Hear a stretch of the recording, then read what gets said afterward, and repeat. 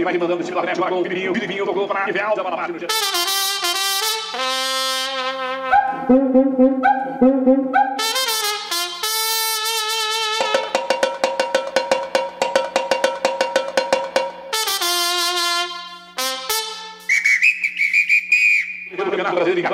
entregando a bola para Julimar, Julimar tem a marcação do Gedeilson, da bola para o Dani,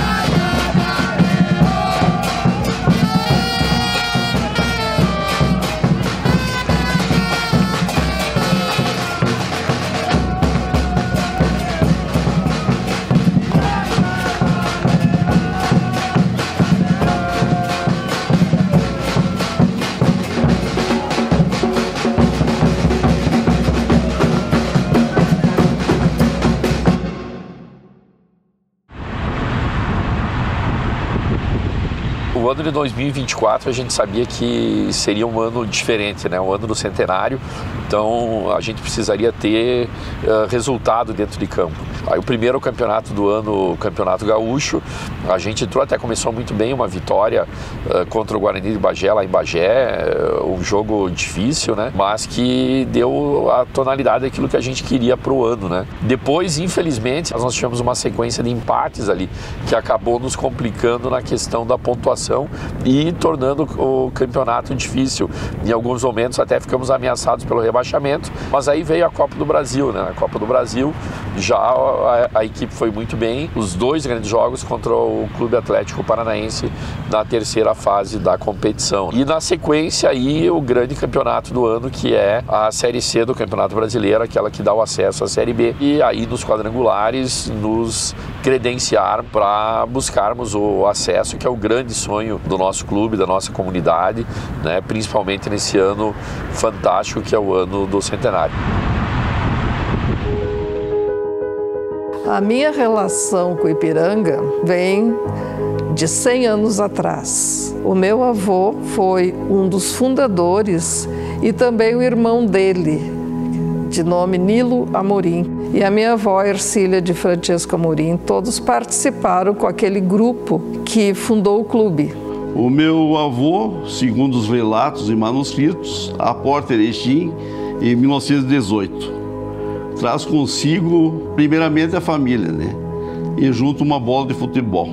Com essa bola de futebol, ele, com seus pares, solicita a terraplenagem da Praça Júlio de Castilho para fazer o primeiro campo de futebol.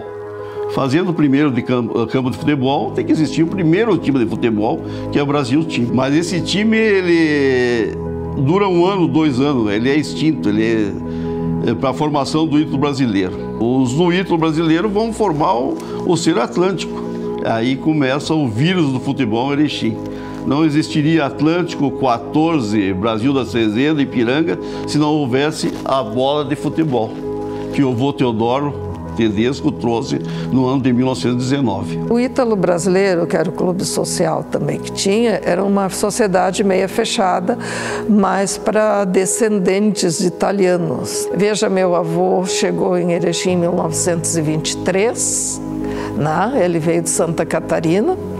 E a minha avó chegou em 1922, vinda com a família dela do Espírito Santo. Então eram assim pessoas que estavam recém-chegando. Eles foram a esse jogo de futebol na praça hoje Júlio de Castilhos. E aí o meu avô descreve que eles viram a superioridade do Ítalo Brasileiro sobre o Esporte Clube Rio Branco, começaram a torcer por esse time, né? Começaram a incentivar o time. Aí o pessoal da cidade não gostou e saiu uma briga muito feia. Joga uma partida, um púgilo, uma briga, nessa pelada, dá origem à fundação do Ipiranga. O pessoal vai para o hotel da cidade, que existia na época, e passando a ação, dirigir-se ao amplo salão de festa do antigo e já extinto Hotel Central. E fizeram uma reunião, naquela mesma reunião já foi definida uma diretoria, o diretor eleito, ele foi empossado imediatamente, ele foi eleito diretor, tesoureiros, secretários. Aí os relatos e os manuscritos do vô, que na tarde de 18 de agosto de 24, após uma pelada, né, pelas 18 horas, o Ipiranga foi fundado.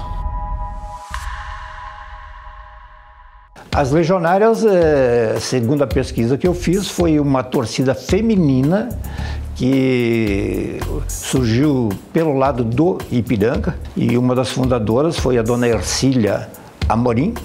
A minha avó foi uma das fundadoras das Legionárias, que era uma torcida organizada, composta só de, na época, moças, né? Na época minha avó estava com 17, 18 anos, mais ou menos. Ainda não era casada com meu avô, eles eram namorados. E a função desta torcida era angariar fundos para o clube recém-lançado. Elas vendiam botões de rosas na frente do estádio, estádio, a gente diz estádio, mas na verdade é um campus de futebol, né? E aconteceu que, coincidentemente, minha avó foi a primeira moça a conseguir vender um botão de rosa branca, que era o que elas vendiam, né, para o Ipiranga. As Legionárias, pelo que eu já pesquisei, ela foi fundada em 1924, no mesmo ano que surgiu Ipiranga, em seguidinha já surgiu. E esse grupo acompanhava sempre a torcida, a equipe, onde quer que eles jogassem aqui na região, com essa função. Também elas faziam campanhas, vamos dizer assim, para conseguir novos adeptos de sócios para o clube naquela época, né? Era mais isso aí, a função delas. Que elas brigavam com as rivais do Atlântico, os atlantistas. E muito interessante que daí na segunda-feira elas estavam, uma boa parte daquelas moças, senhoritas da época, estavam trabalhando juntas numa empresa muito conceituada em Erechim, que era do Sol Leopoldo Nocelli. Mas no campo eram rivais, não inimigas, só rivais. E brigavam quando às vezes esquentava um pouco o ônibus, era de sombrinha, uma na cabeça da outra. Porque era muito comum naquela época, as mulheres iam com um chapéuzinho decorado, com bordadinho, vestido longo e um sapato adequado para a época. E os homens iam chamado de fatiota, que é o terno. Terno, gravata e um social. Era um evento social e ao campo de futebol. E que eu já pesquisei no Rio Grande do Sul, tenho certeza absoluta que é a torcida organizada mais antiga do Rio Grande do Sul. Do Brasil ainda não tem essa informação. Mas provavelmente foi a primeira torcida organizada feminina do Brasil, ou entre as primeiras.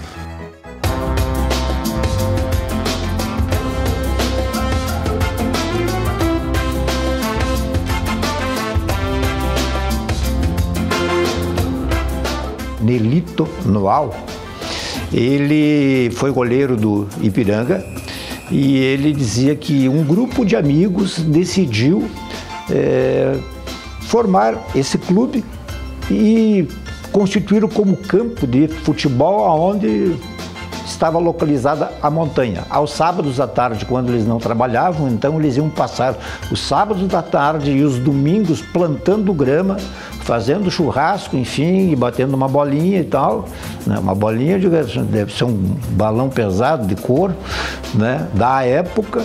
A partir daí, o Ipiranga comprou o terreno no hoje bairro Ipiranga e construiu o Estádio da Montanha, que nada mais é que um pavilhão de madeira ao estilo e molde inglês, com dois lados bem determinados para as torcidas, né? Como meu avô foi um dos fundadores do Ipiranga, ele possivelmente 2 vezes, e é fato isso, presidente do clube 26 e 45, e na presidência do clube, está aqui o convite, ó, de 45, foi inaugurado o pavilhão Getúlio Vargas. Então, para ver como é interessante isso aí, e eu não tenho essa notícia ou o estádio Getúlio Vargas, ou como o Ser Atlântico era baixada, era montanha, né? Sempre foi montanha. Ipiranga sempre foi na montanha. Nós saímos aqui da João Pessoa a pé, ou de caminhonete, na carga da carroçaria dos vizinhos para assistir o Ipiranga lá na Montanha. Então o nome era Montanha. A primeira vez que eu assisti um jogo do Ipiranga, eu tinha 9 meses. E a partir daí eu ia praticamente em todos os jogos, que naquela época era domingo, né? Aos domingos. Não eram muitos que se faziam, eram principalmente contra o Atlântico. Então tinha os famosos Atlangas e bastante rivalidade. A gente que era criança ficava sentado ali junto ou ficava correndo na frente, que entre esse pavilhão e o alambrado tinha um bom espaço para brincadeiras, né? Mais tarde, durante a minha adolescência, eu ia com as minhas amigas também, e claro que a gente ia ver mais para ver os jogadores do que o jogo em si, né? Com certeza isso, né? Este foi propriamente o início do futebol de campo do Ipiranga, com 11 atletas, com fardamento, com cor, com distintivo, com nome.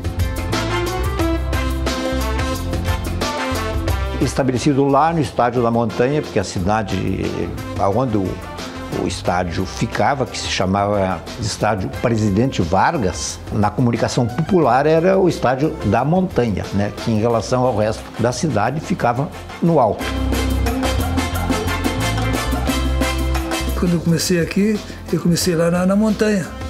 Lá era bom de jogar, o gramado era bom, as arquibancadas de madeira, um pavilhão muito bonito, no modelo daqueles estádios antigos da Inglaterra.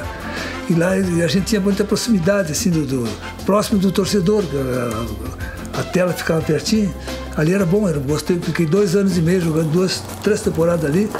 Ali foi uma época muito boa, que o torcedor, ele comparecia ao estádio, nos treinos, os caras sempre cheios. No tempo da montanha, ou da baixada, ou do 14 de julho, existia sempre um torneio início, onde que 14 de julho, Ipiranga e Atlântico faziam esse torneio início. Às vezes também nesses torneios eram convidados o Taguá e um de Passo Fundo, o Gaúcho de Passo Fundo.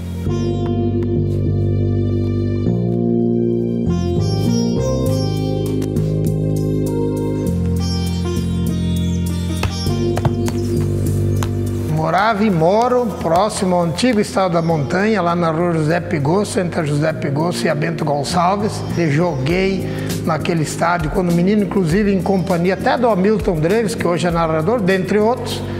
Toda a vida me criei lá, nós amávamos aquilo lá. Dentre as famílias que residiam lá e eram lindeiras do estádio de Ipiranga, a família Massinhã, né?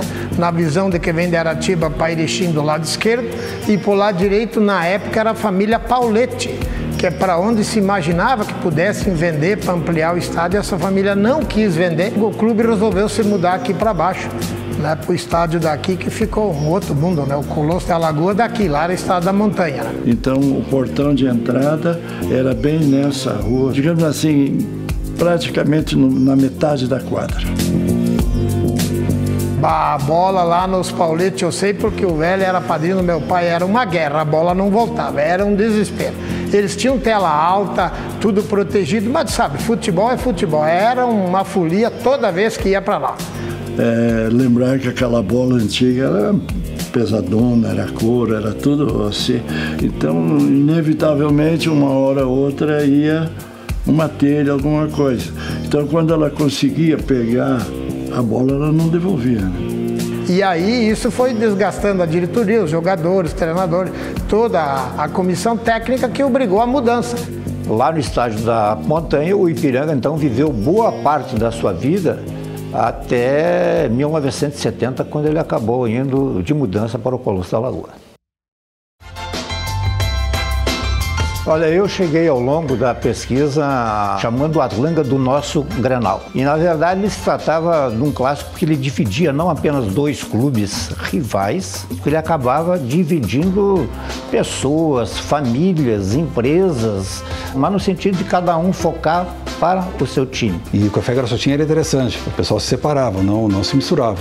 A direita entrava um e a esquerda outro. Os neutros ficavam no meio, que era o pessoal da 14 de julho, e os que não gostavam de futebol. Mas era bem, não sentavam juntos. Mas era uma coisa assim que mexia uma semana inteira, especialmente com as 2 emissoras de rádio da época.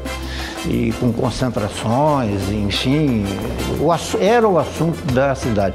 Antes de ir trabalhar no empreendimento do Ipiranga, eu concluí o meu curso ginasial no Medianeira e fui até a Rádio Erechim falar com o Euclides Tramontini, que era o gerente da Rádio Erechim, pioneira ZYF7, da qual o meu pai tinha sido um dos fundadores, e pedi para fazer alguma coisa lá. Então eu me dirigia aos domingos à montanha ou à Baixada, e daí o jogo preliminar eu dava as informações. E daí, falando com o Tramontini, nós resolvemos pendurar numa das janelas da Rádio Erechim, que ficava ali no edifício Fazolo, 2 gaiolas.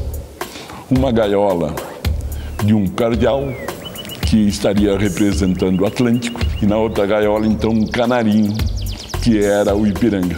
As rádios já no sábado à noite tocavam o hino dos 2 clubes, faziam algum comentário, né? Que o meu avô participava já também como comentarista, então já a atmosfera já aquecia no sábado.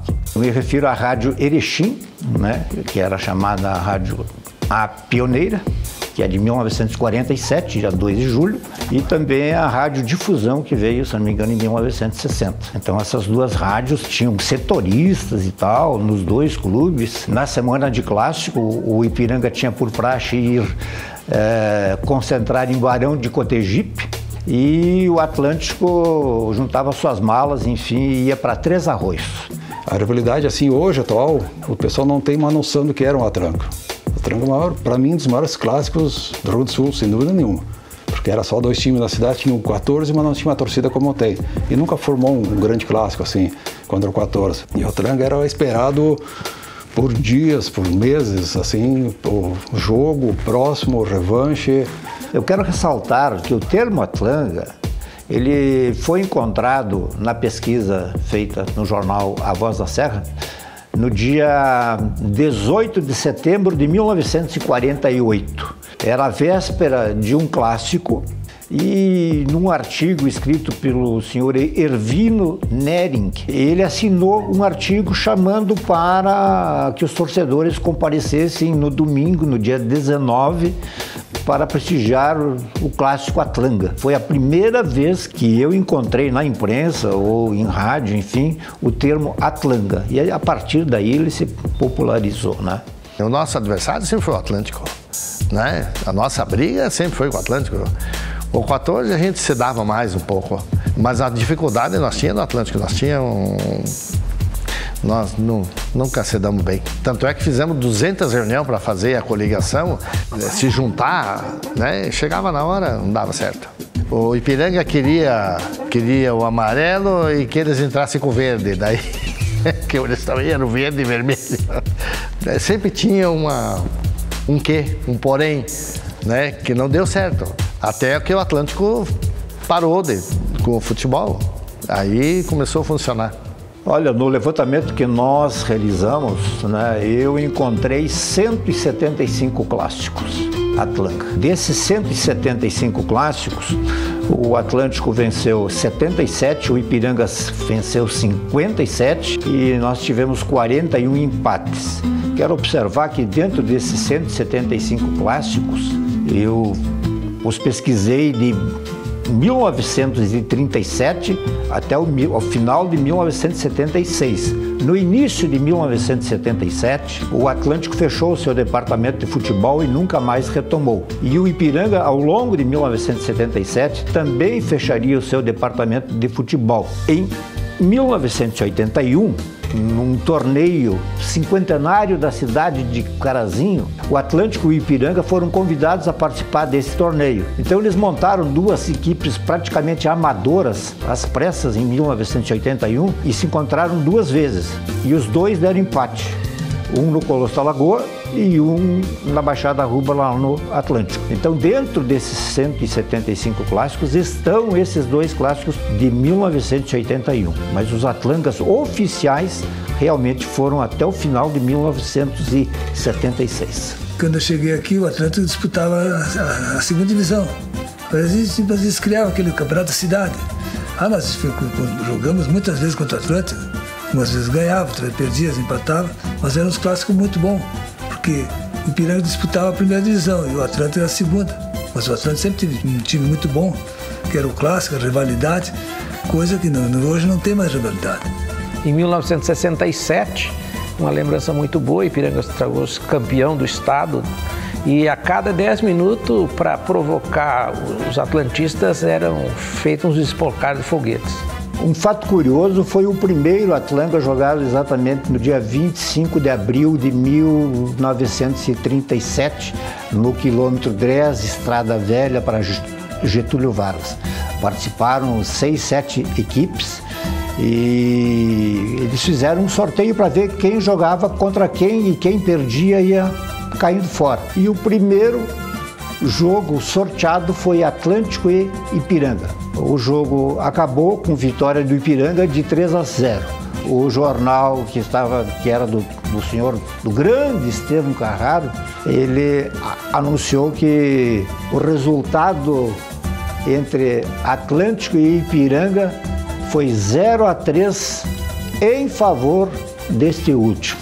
Ou seja, não precisa dizer mais nada. O grande clássico, além do Atlântico, o outro grande clássico era Ipiranga e Gaúcho Passo Fundo. Esse era um ferrenho. Era um clássico assim tremendo também, dava muita briga, tanto aqui como lá. E nesse jogo aí foi à noite, novembro de 73, estava transcorrendo normal, num escanteio, subiu o Pontes, que eram os famosos irmãos Pontes, eram 3 irmãos, 3 zagueiros, os 2 jogavam no Gaúcho, um já estava no Inter. Houve um empurrão ali, e aí o nosso goleiro Valdir desentendeu com o Pontes e começou uma briga generalizada. Quem começou a briga, para ser bem sincero, foi o nosso goleiro, o Valdir. Bateu no escanteio, o Pontes era um jogador muito viril. Ele foi contra o corpo do Valdir, nosso goleiro. O Valdir não gostou, e aí deu um tapa, uma bufetada, e aí fechou o tempo. Na verdade, nós estávamos divididos. Um lado a torcida do Passo Fundo e o outro nosso. E nós estávamos ali, um xingando o outro, né? E aquela folia, entre nós não deu a mínima, bronca, nem coisa nenhuma. Era aquela gozação. E aí, quando nós demos por conta, o rolo estava feito. O Valdir pegou a bandeirinha de escanteio e começou a ir para cima de todo mundo. E todos os jogadores fechou o tempo com todos eles, com exceção do Mosquito, que era o lateral, a ponteiro esquerdo.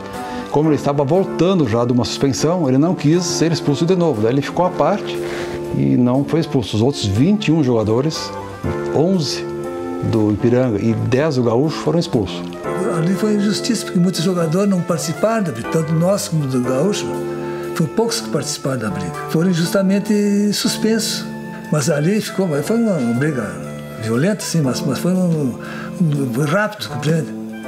Então quer dizer que quem levou a pior foi os gaúchos, né? Nós éramos quantos? Para 6, 7 contra 3, 4 gaúchos, os outros jogadores gaúchos não se meteram na briga. Quando se deu a confusão, eu já estava na tela, sem camisa, cabelo comprido, tentando pular para dentro para participar. E 3 dias depois, tanto o Gaúcho como nós tinha sequência do Campeonato Gaúcho naquela época. O Ipiranga foi disputar com a Juventude de Guaporé. E não tinha muito plantel. Então juntou gente da base, os reservas, até o Pedroca não tinha jogado nesse jogo, provavelmente por lesão ou por opção do treinador, jogou lá. E foi contratado de última hora um ex-jogador chamado Remo Badalotti, que jogava na 14 de julho, mas já tinha parado a tempo de jogar. Naquela época era mais fácil fazer os contratos, não precisava de tanto tempo. E por sorte, ou por categoria ou capacidade, venceram 2-0. Na volta tinha uma grande festa na cidade, foram receber na entrada da cidade com foguetório, foi um grande evento. Deu um time misto e venceu, era bom time o Juventude lá de Guaporé. Então foi um jogo que marcou e eu acho que não tem nenhuma situação no Brasil com 21 expulsos, nenhum jogo. Eu nunca vi isso. É uma coisa inédita que aconteceu isso em Erechim.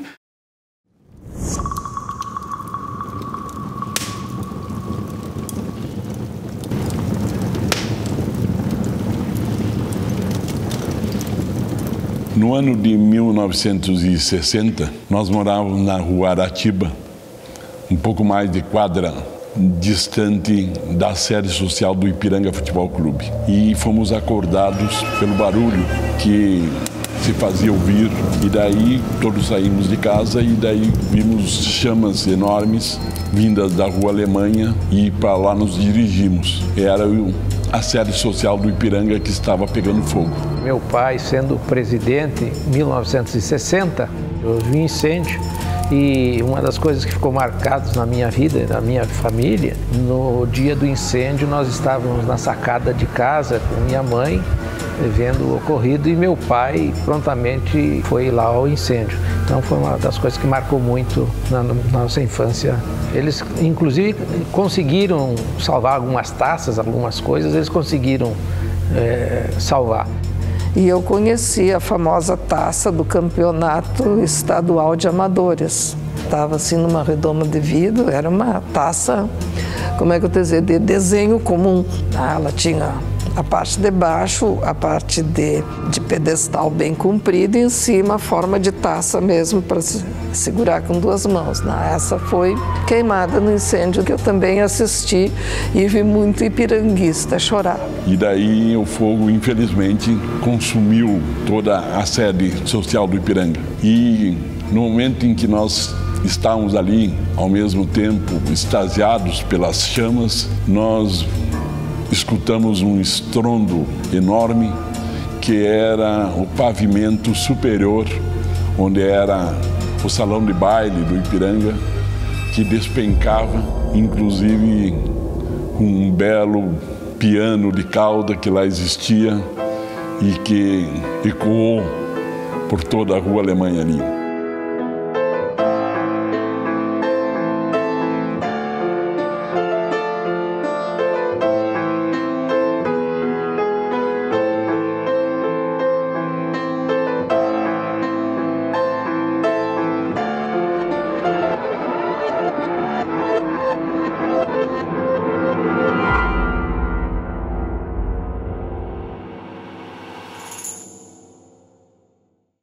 Gostaria de ressaltar que a pessoa que idealizou a construção do Colosso da Lagoa, o senhor Dionísio Esganzerla, ele me confidenciou, e eu devo acreditar nisso, que o projeto inicial foi fazer um estádio novo para o Atlântico. E o presidente do Clube Esportivo Recreativo Atlântico na época era o senhor Estevão Carraro, dono do jornal A Voz da Serra, discutiu com a direção do Atlântico e eles chegaram à conclusão que não era viável para o Atlântico abraçar esse projeto. E daí procurou a diretoria do Ipiranga, Pedro Brockman, que era presidente do Ipiranga na época, 1963, aceitou a ideia. E daí então foi criado um plano que permitisse a arrecadação de dinheiro. E daí o plano era vender títulos patrimoniais para que, em arrecadando dinheiro, se construísse o estádio. Porque esse Sganzerla, ele trouxe uma visão nova de como tu fazer um marketing para um clube de futebol. Nessa campanha foi incluído, como estímulo ao pagamento pontual das mensalidades, sorteio de automóveis. Até então não se fazia, tu não imaginava em sortear um carro. Tu sorteava um carro uma vez por ano, mas não toda semana. Então só isso eletrizou a cidade e não interessava se tu era do Ipiranga ou do Atlântico, tu comprava o título porque tu pensava no carro, né? Eram 5, as Kombi, Vilmaguete e rádio, que era extremamente útil naquela época para toda a população, todo mundo via rádio. E chegou a ter em torno de 50 mil sócios, compradores de títulos patrimoniais de todo o sul do Brasil. Era a credibilidade disso aí, porque o pessoal realmente, no sorteio via federal, entregava todos os carros. Em 69, quase no final já da inauguração, o governo federal, a Receita Federal, interrompeu essas vendas de títulos patrimoniais. Quando o governo fechou, proibiu a venda de títulos, né, nós teríamos concluído o Colosso da Lagoa, porque o Colosso da Lagoa não foi concluído. Foi concluído o campo e as arquibancadas, mas ele tinha mais, o complexo era maior, tinha hotel, tinha outras coisas naquela área que ainda o Ipiranga detém atrás do estádio, né, que são mais de 23 mil metros de área que tem lá. Né, que era ter piscinas, um ginásio, essa parte não, infelizmente não evoluiu porque por falta de verbas. Aí está, senhoras e senhores, a primeira árvore na ervateira a ser derrubada no terreno onde será construído o Estádio Olímpico do Ipiranga Futebol Clube. Entre eles, lá, a comissão, existia a comissão de finanças, tá? E a comissão de, entre aspas, a comissão de obras, ou a comissão central, como se chamavam. Tá? Existia a comissão central e a comissão de finanças. Em cada uma delas, com 6 ou 7 integrantes e mais a diretoria. A comissão central era presidida pelo Dr. Gladstone Márcico, a comissão de finanças era presidida pelo senhor Hermes Campagnolo e Oscar Abal era o presidente. Eu sou neto de Oscar da Silva Nunes Abal. O seu Oscar Abal foi o presidente que conduziu a diretoria, que vislumbrou a construção e a inauguração do Colosso da Lagoa. Antes disso ele já era presidente, foi o presidente da diretoria que teve o acesso ainda em 67, 68, lá quando conquistou o primeiro acesso do Ipiranga. E a partir daí eles vislumbraram a construção do estádio. Meu pai foi um cara que, dentro do contexto do Ipiranga, todo dia ele ia ao estádio acompanhar a obra. Uma das funções dele era ver se a obra estava em andamento, estava correto ou não, junto com as empreiteiras, essas coisas assim, tu entendeu? Numa ocasião, com o estádio em construção, nós tivemos aqui em Erechim uma jornada dos médicos. E daí meu pai, como orador oficial do Ipiranga, entusiasmado pela magnitude da nova casa do Ipiranga, declarou a certa altura desse discurso dele: nós nos orgulhamos dessa nova casa de esportes do Ipiranga Futebol Clube, nesse estádio que nós já o denominamos de o Colosso da Lagoa. Isso porque no terreno onde foi construído o estádio existia na época uma lagoa. A inauguração oficial considerada foi dia 6, a abertura. Essa é que é a data oficial. Mas o jogo inaugural foi isso aí, 2 de setembro de 1970. Foi logo depois da Copa de 70, 3 ou 4 meses. A Copa acho que foi em junho, julho. O Ipiranga foi em setembro, se eu não me engano. Veio o Santos, né? Santos do Pelé, Cruzeiro, que tinha Tostão, Piazza, Independente da Argentina, Taguá de Getúlio, o Atlântico, Grêmio e Inter e Botafogo, de Jairzinho, né? O furacão da Copa. Foi durante um mês, foram vários jogos.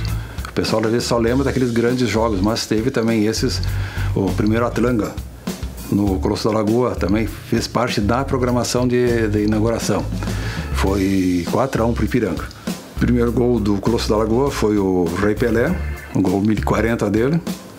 E o primeiro gol do Ipiranga foi o jogo Ipiranga 3, Esportivo 2, na preliminar de Botafogo Internacional. O Botafogo de 5-2 do Internacional. A tocha olímpica foi a ideia do dirigente, trazer uma tocha olímpica lá da montanha para o Colosso da Lagoa. Veio em cima do carro de bombeiros e uma multidão atrás, jogadores e jogadoras, a base. E ficou durante o período da inauguração, ficou essa tocha lá. Foi uma festa bonita, teve inauguração de placas e de serramentos. Eu tenho fotos da minha avó descerrando placa, discursando, e a gente acompanhou isso e tudo. Na época era um estádio grandioso, para todo o Brasil praticamente. Na época era o maior do interior do sul do Brasil. O comentário no Brasil é que a cidade cabia dentro do estádio todo, 35 mil pessoas, né? Imagina que um estádio desse porte, em 1964 ele começou a ter, imagina, são 60 anos. Bem, meu primeiro contato com o Ipiranga e meu avô como presidente na história do Ipiranga foi numa das minhas incursões na casa dele, lá que eu frequentava bastante, passava muito tempo lá, e eu gostava de estar brincando lá na 6, 7, 8 anos de idade na biblioteca lá, e mexendo lá na papelada, nos livros, abri lá um dos armários e me desfraldou aquelas flamas que os capitães trocam antes dos jogos do Pelé, do Santos, do Pelé, que era tão conhecido no mundo todo, tinha estado em Erechim, no Ipiranga, e aí descobri que meu avô tinha sido o presidente daquela diretoria que vislumbrou e fez nascer o Colosso da Lagoa.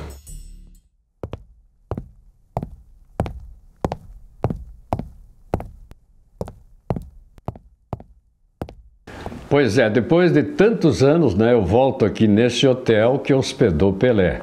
Aliás, estou aqui no quarto onde ele mesmo se hospedou. Aqui eu realizei com ele uma entrevista que durou alguns minutos antes do jogo ainda de inauguração, na noite do dia 2 de setembro de 1970, quando Pelé esteve aqui em Erechim, acompanhando o Santos no retorno da seleção brasileira da Cidade do México, quando foi campeão do mundo. E aquela noite foi inesquecível, não só para a população de Erechim, mas de toda a região do Alto Uruguai. A partida inaugural foi Santos e Grêmio.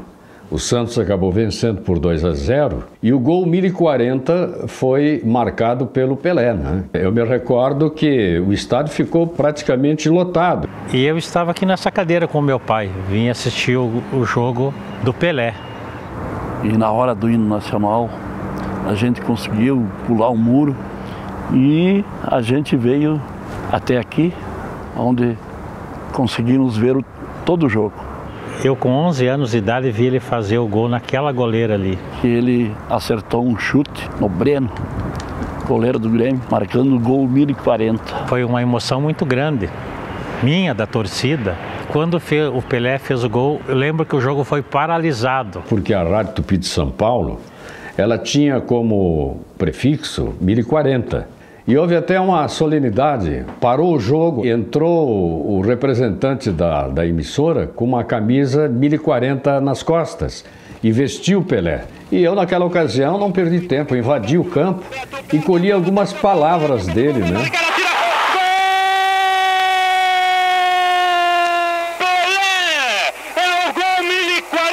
Foi o primeiro gol do Colosso da Lagoa, Pelé, o maior jogador de futebol de todos os tempos. Vai lá, Francisco. Muito obrigado.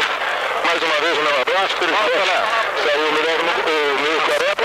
E esse povo bom, esse povo que eu já mereci mais de 50 vezes, o povo gaúcho, o povo de Erechim, meu abraço.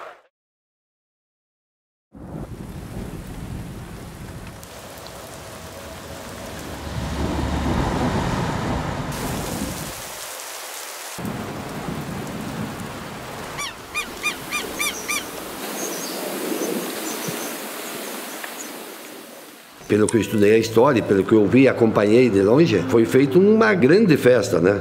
Era para ser não só festa, mas também era para dar lucro, né? Só que não foram felizes na data. Foi em setembro, dia 2, 3, ali nesse período, e choveu, e também li que o valor dos ingressos também eram caros. E daí afastou aquele público, algo que se pretendia. E daí deu bastante prejuízo. Comprei o carnê e participei de todos, assisti todos os jogos, desde a inauguração até o último. Muita chuva. No jogo do Santos com o Grêmio não choveu. No meu ver, ele não teve sucesso. O público foi fraco. Porque quando eles inauguraram, nós, jogadores, nós achávamos que nós ia inaugurar contra o Santos. E eles mudaram. Aí colocaram, como ele falou, era outro. Eles mudaram totalmente. Que nós pensávamos, vamos jogar contra o Pelé, do Santos. Nosso time era bom, sabe? Claro que não ia ganhar do Santos, mas nós ia fazer uma boa partida. Aí eles mudaram os planos. Nós colocaram em preliminar, né? Não nesse jogo não teve preliminar. Teve preliminar no outro jogo, que foi Internacional e Botafogo. Depois jogamos nós contra o Taguá, contra o Atlântico. Quer dizer, quem tem que inaugurar é o dono do campo. que o Ipiranga, né? Então deixou para Grêmio e Santos, Internacional Botafogo e assim por diante, né? Quer dizer, nós ficamos aqui frustrados, né? Quando o Santos veio para cá, quando foi feito o convite, eles ficaram surpresos, porque o valor que foi oferecido para eles, que era 100 mil cruzeiros na época, era muito superior ao que eles ganhavam no exterior. Naquela época o Santos disputava jogos em praticamente na década de 60 e até 70, jogos em todos os continentes. E eles vieram. Só que foi feito um contrato que tinha que dar aval, segurança para, antes de entrar no campo, tinha que acertar os 100 mil cruzeiros. Quando o Santos chegou aqui, levaram no hotel para eles entrarem em campo. Para poder se recuperar, teve que vender parte do patrimônio, que foi o campo da montanha, né, uma pena, e também um lote aonde que estava uma vez construída a sede social do clube. Eu comecei como jogador amador por mais de uma década, e depois como profissional, e depois fiz 6 anos como preparador físico. Isso então dá um número, dá um universo de jogos incríveis, né? E lá eu cresci muito. Acho que o meu filho nasceu no Colosso da Lagoa. Eu constituí uma família no Colosso da Lagoa. Tamanha era a influência do clube na minha vida, no meu dia a dia. Lá vem Caio Melo, vai chegando, tocou pro Tadei, dominou, 2. Eu tinha um sonho desde menino, como a maioria dos meninos, de ser jogador de futebol profissional. Eu lembro que a primeira vez que eu vim fazer o teste aqui no Ipiranga, eu saí de Rondim e a gente veio em cima de uma caminhonete D20 para fazer o teste no Ipiranga. E na verdade, com a minha idade já com 18 para 19 anos, nos dias de hoje já é um pouco velho, ultrapassado, já era para começar. Então praticamente eu não tive base. Quando eu cheguei no Ipiranga, eu fiz o primeiro teste e fui aprovado. E foi uma das maiores alegrias que eu tive, chegar em casa e falar para o meu pai, que era um sonho também do pai, do meu também, né? Que ia começar uma história no Ipiranga de Erechim. Eu acredito que foi no ano 92. Eu lembro que a gente morava aqui no estádio. Eu morei dentro do Colosso da Lagoa. Fiquei 4 anos morando ali. E hoje eu tenho orgulho do meu passado.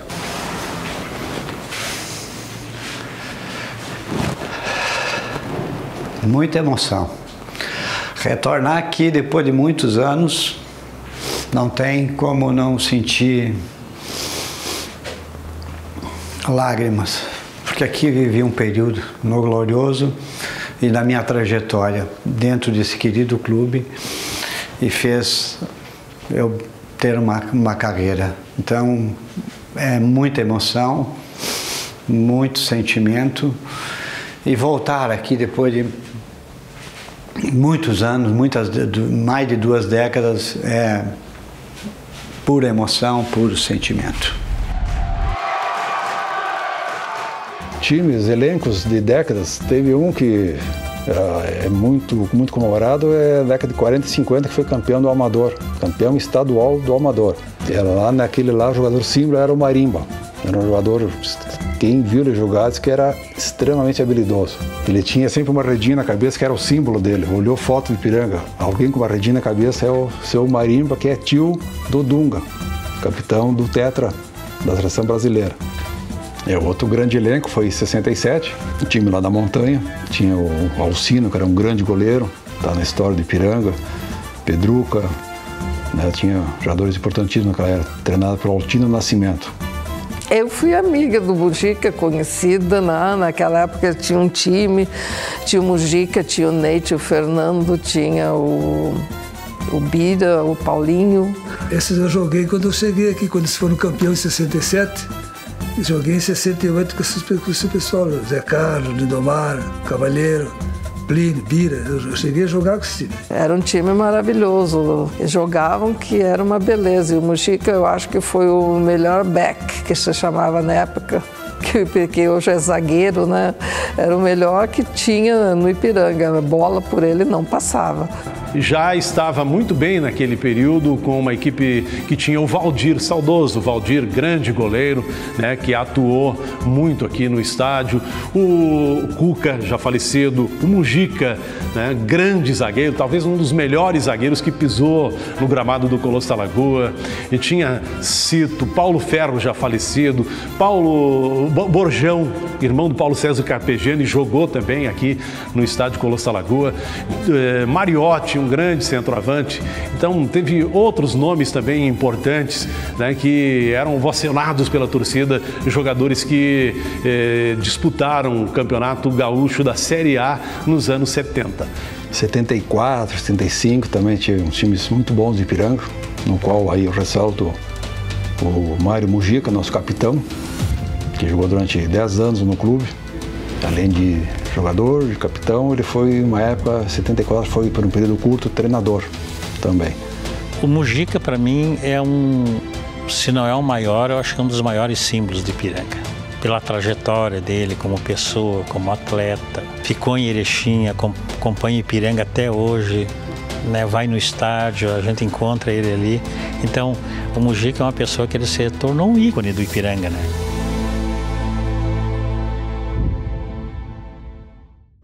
E em 1974, por intermédio do professor Barbosa, que também fez parte do Ipiranga, ele juntou vários meninos daquela época de Erechim que gostavam do futebol e jogavam futebol para montar um time base, primeiro, bem dizer, time base para disputar o campeonato estadual de juvenil.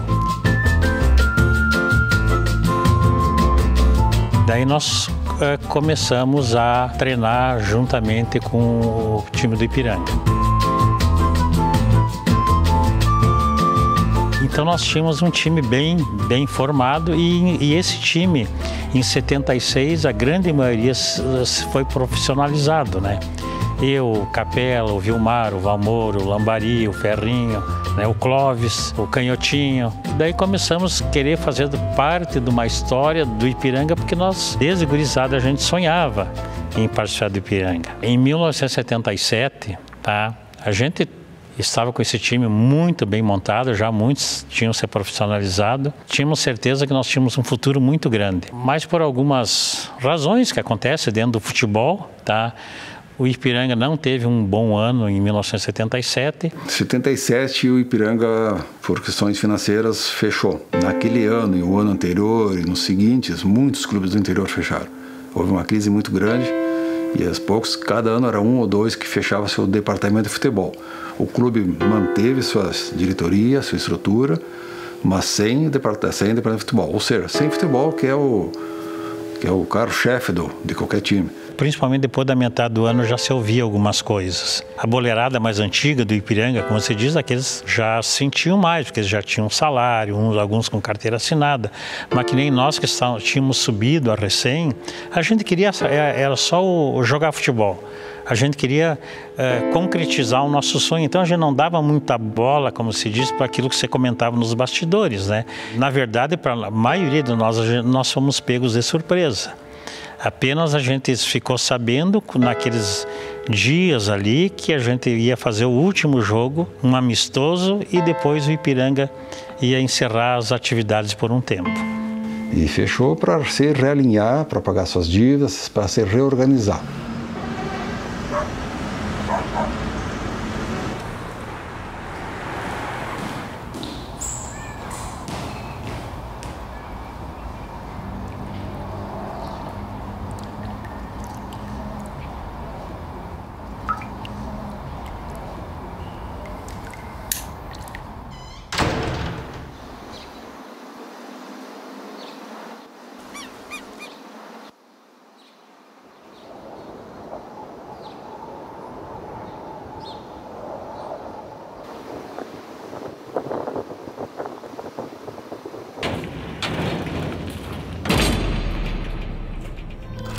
Ipiranga Futebol Clube adentra o estádio da Montanha com Alcino. Passa a bola para o Ademir recua para Menina. Este é o Ipiranga Futebol Clube de 1974.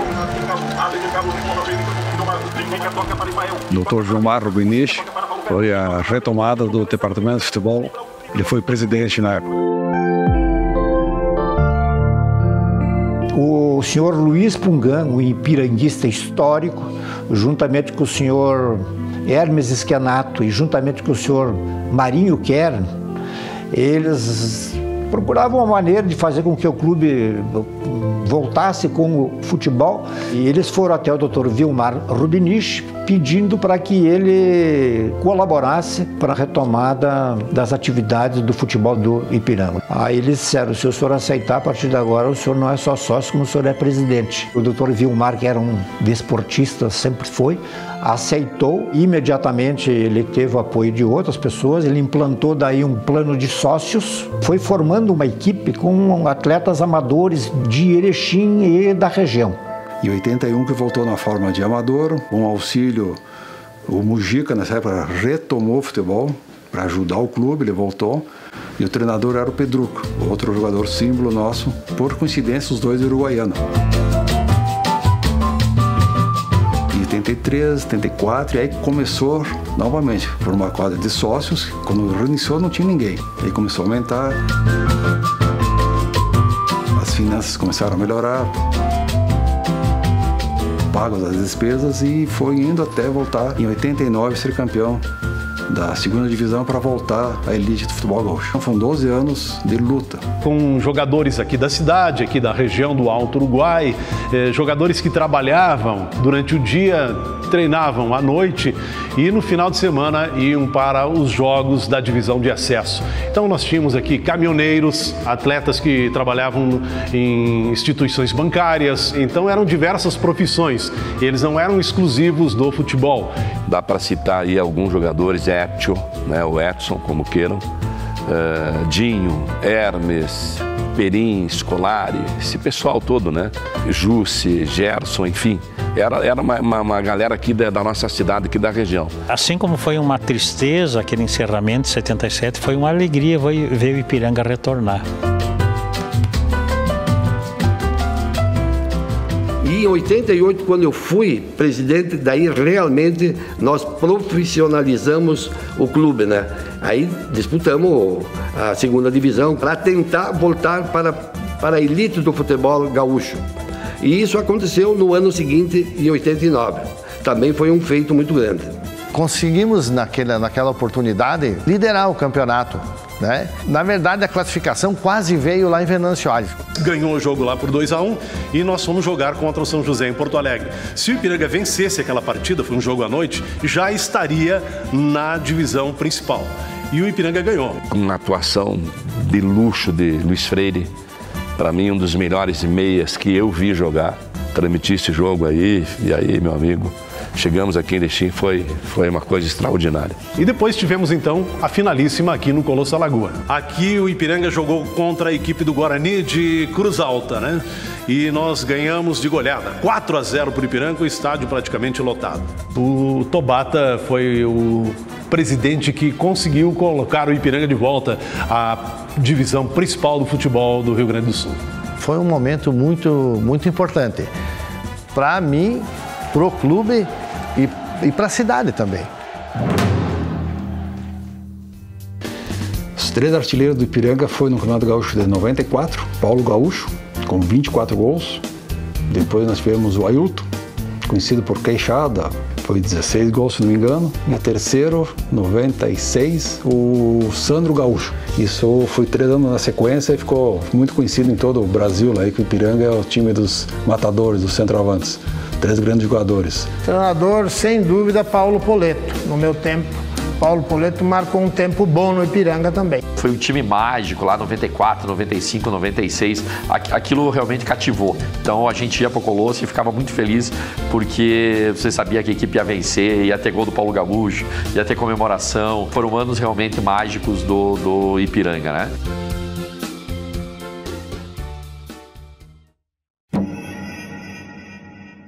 Só que, por ter feito esses grandes times, também a conta ficou grande, né? E a crise começou a rodear o Ipiranga nos anos de 96, 97, 98, aí sim, aí despencou, né? Mas por que isso? Porque Até então tinha a lei Zico. Os clubes tinham mais ascendência sobre os jogadores. A influência dos empresários era menor. Em função de ter entrado em vigor a lei Pelé, os empresários já não tiveram mais por que usar os clubes. E vamos dizer de passagem, né? Que usavam os clubes de barriga de aluguel. Haja visto que o Ipiranga tinha sido citado na CPI do futebol por causa disso. Aí um empresário que estava participando e tal, chegou em princípio de 98 ali, pegou e simplesmente saiu fora, porque achava que não precisava mais do clube mesmo, né? E os nossos compromissos onde ficaram. Aí começou a crise e foi indo. Nós, quando achava que estava já no fundo do poço, tinha mais um passo para dar. Naquela época eu era presidente do conselho, né? E o presidente, eu posso dizer o nome, era Antônio Oldra, né? O Tite estava recém chegando, ele tinha treinado um time não sei aonde, ali na Serra e tal. Ele não tinha o nome que tem hoje, claro, né? O Ipiranga contratou o técnico que foi da seleção brasileira. O Tite veio para Erechim para treinar o Ipiranga e não fez uma boa campanha. Mas ele teve um enrosco aí com o jogador. O nosso artilheiro e ídolo da torcida, na ocasião, era Paulo Gaúcho, o jogador que decidia os jogos para o Ipiranga. E o Tite, não sei por que cargas d'água, resolveu deixar o melhor jogador do Ipiranga no banco. E aquilo foi uma birra do técnico, não foi um jogo só, foram diversas partidas, e aí se criou um climão, né? Aí no vestiário. E daí teve esse jogo fatídico aí, e fomos jogar contra o Caxias. E perdemos o jogo, né? No final do jogo, o Paulo Gaúcho teve a feliz ideia de dar uma entrevista logo para uma rádio lá de Caxias e usou uma expressão parecida aí de que treinador burro ou cabeça de bagre, coisa parecida ali. O pai lá ouviu e no outro dia a situação foi essa. Ou saiu eu ou saiu o jogador. Aí tomamos uma decisão de mandar embora o jogador. Nos custou caro isso aí e tal, e logo um mês depois, por causa que um outro jogo que não deu certo, foi dispensado o Tite. Daí nós fomos jogar contra o Atlético Carazinho, em Carazinho, e a gente acabou perdendo o jogo, 2-1 contra o Atlético Carazinho. No retorno, todo mundo voltava junto, até a imprensa voltava com nós no ônibus, e o presidente Antônio Oldra falou, infelizmente o time está mal, não está jogando, temos mais 2 jogos em casa, quem vai assumir vai ser o Guilherme Maculi, e o Tite não faz mais parte da sequência de trabalho. Aí, em 99, infelizmente, por causa dessas coisas todas, nós caímos. Da primeira, fomos para a segunda, né? Me lembro até hoje esse fato. Foi lá em Santo Ângelo, diante da equipe de Santo Ângelo. Precisávamos de um resultado positivo e estava sendo ele até os 30 minutos ou mais do segundo tempo. Aí levamos um gol que nos derrubou. Aquele dia parece que o chão despencou debaixo dos meus pés. E daí a coisa foi piorando, né? E daí chegou em 2002, foi o último presidente, né? Aí o que ocorreu? Como eu era presidente do conselho, né? Não tinha para quem deixar a chave.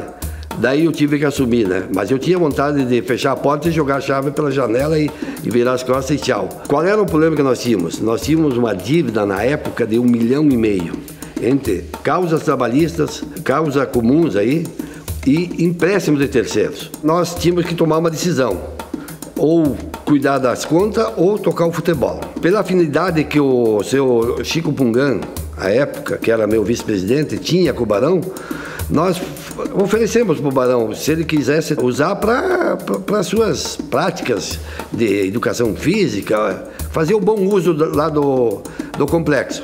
A coisa prosperou. Em 1º de setembro de 2013, nós fizemos um comodato com o Barão, né? Foi assinado de 2003 a 2011, 8 anos. Já nos aliviou, nós deixamos de lado, no caso, o futebol e fomos fazer essa parte ali administrativa de resolver os problemas que existiam.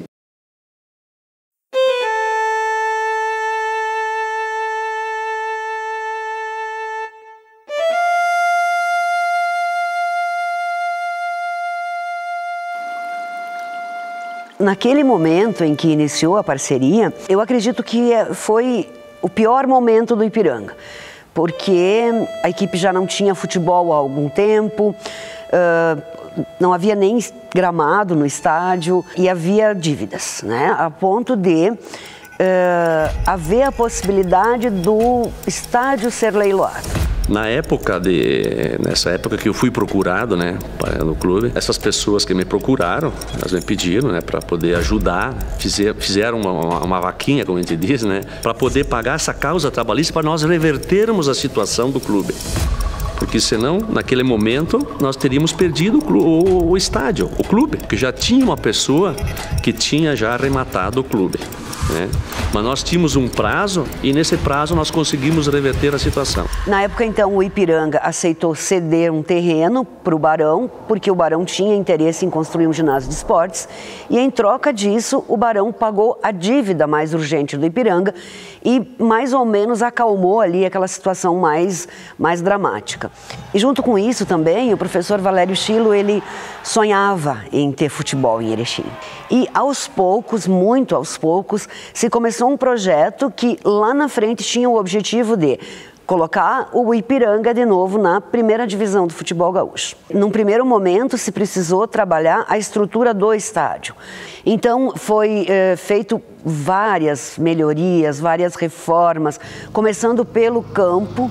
O campo tinha um matinho de 1,5 m, mais ou menos, então roçar, plantar grama nova, cuidar, enfim. A própria estrutura física ali, arquibancadas que tiveram que ser restauradas, a pintura do estádio, banheiros, vestiários, túneis. Uma coisa que foi bem legal e que foi uma obra, assim, acredito que tenha sido a obra mais vultuosa da reforma ali em si, resolveu o problema do alagamento do túnel. Então, desde que o estádio existia, quando chovia, o túnel alagava. E eu, como engenheiro, que fui o responsável técnico, nós fizemos uma valeta que teve um lugar que deu mais de 3,5 metros, 4, e levamos aquela água e drenamos tudo lá, fizemos tudo o que precisava fazer para resolver esse problema. E foi um problema que foi resolvido para sempre, né? Um problema que sempre existiu e que, de repente, agora não existe mais. Então, a gente trabalhava em sistema de voluntariado. 50, 60, 70 pessoas. O Valério, ele tinha essa capacidade de trazer as pessoas para dentro da sua empolgação. O trabalho do Barão, em parceria com o Ipiranga, já tinha alguns anos. Nós já estávamos há 2 ou 3 anos disputando a segunda divisão com o objetivo de chegar na primeira. E num determinado momento a gente foi surpreendido com uma notícia de que o Valério estava muito doente, que ele tinha um câncer e as perspectivas, o prognóstico não era bom. Naquele momento em que a gente soube que o prognóstico não era bom, a gente tinha a esperança de que ele pudesse ver o Ipiranga subir, porque era aquele ano. Ele dizia que era o ano que ele tinha marcado para ser dentro daquele cronograma que ele tinha desenhado. E aí o Valério, ele faleceu antes que a gente esperasse, antes do prazo dado pelos médicos. E aí foi um baque que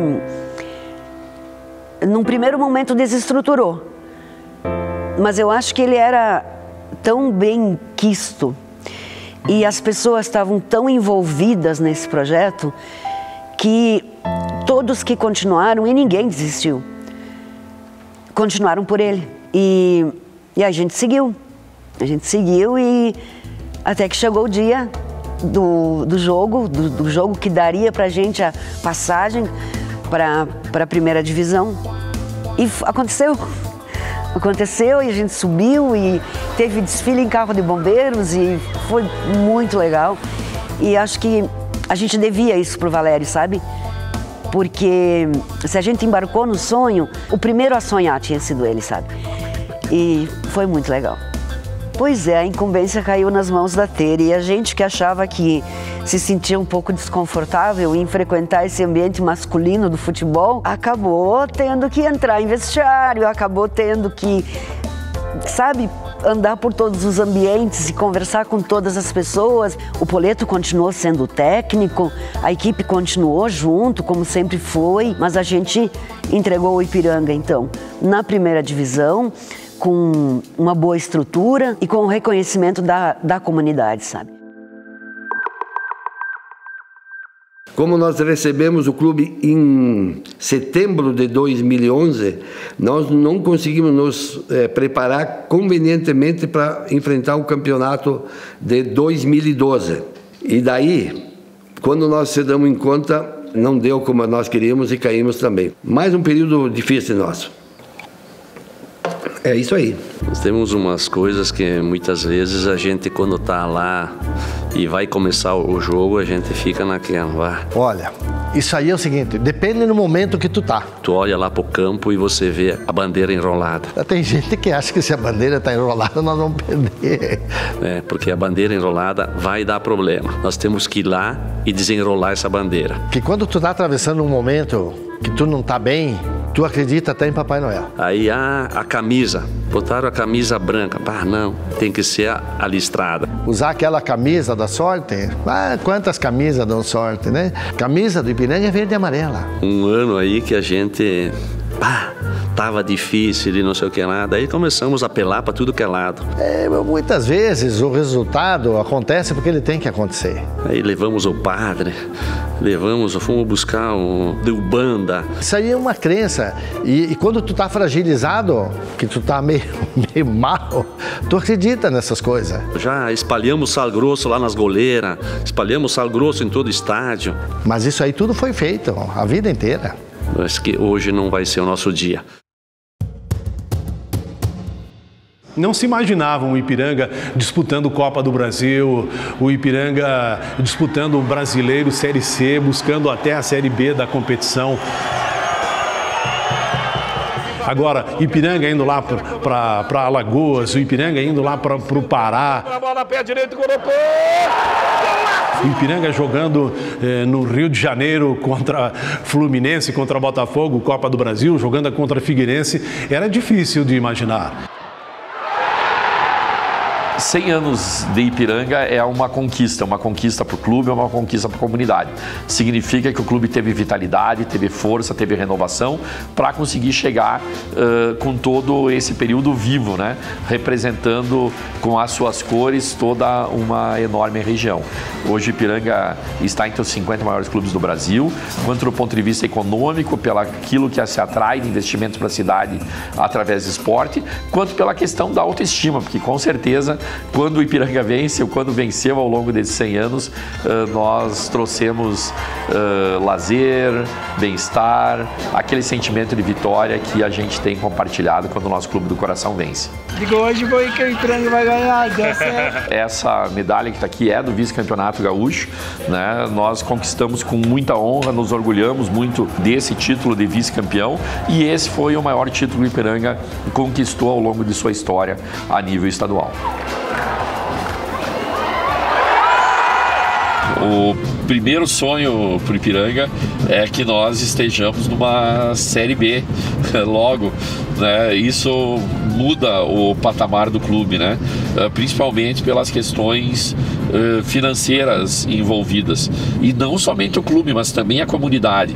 O grande sonho do Adilson como presidente é colocar o Ipiranga numa Série B nacional.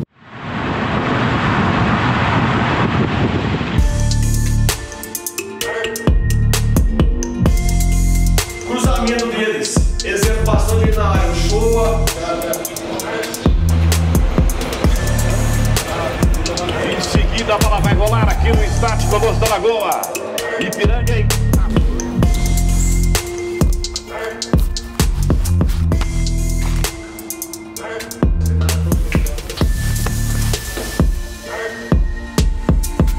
Assim como nós perdemos aqueles que não acreditam.